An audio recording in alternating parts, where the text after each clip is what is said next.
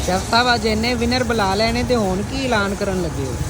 जी बिस्मिल्लाहिर्रहमानिर्रहीम अस्सलाम वालेकुम वरफ़ान अल्लाह का ज़िक्र हज़ूर पाक सल्लल्लाहु अलैहि वसल्लम का ज़िक्र हमेशा बुलंद रहे। अला बिज़िक्रिल्लाहि तत्मइन्नुल क़ुलूब, और दिलों का सुकून सिर्फ और सिर्फ अल्लाह के ज़िक्र में है। खाना खुआन दा हज़ूर पाक सल्लल्लाहु अलैहि वसल्लम ने बड़ा इरशाद फरमाया है। कुरान पाक दे अल्फाज ने इस हवाले दे नाल बड़े अल्लाह ताला नूं बड़ा महबूब है अमल खाना खुआना, और साडा ये शौक है क्योंकि साडे मालक नूं पसंद है, हज़ूर पाक सल्लल्लाहु अलैहि वसल्लम नूं साडे रब नूं पसंद है। ते असीं जिहड़ा ना उस शौक की बिना के उत्ते असी मुख्तलिफ तरीके दे नाल लोगों को जिहड़ा ना खाना खुआ रहे होंगे। कभी असी विनर करा रहे होंगे, कभी असी वैसे खुआ रहे होंगे।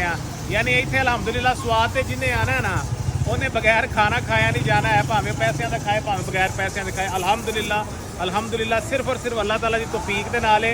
साडा इहदे च कोई कमाल नहीं है, ये उन्हें ही साडे विच शौक डिवेलप किया कि लोगों को खाना खुआओ, तो अल्हम्दुलिल्लाह असीं खुआ रहे हैं।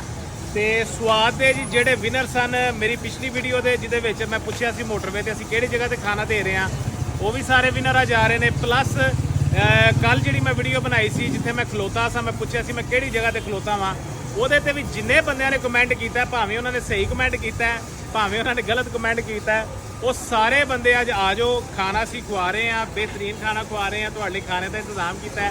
वो भी बंदे आ जाओ तो सानू खिदमत का मौका दिओ, और सानू जिहड़ा वा ना दुआवां 'च याद रखो।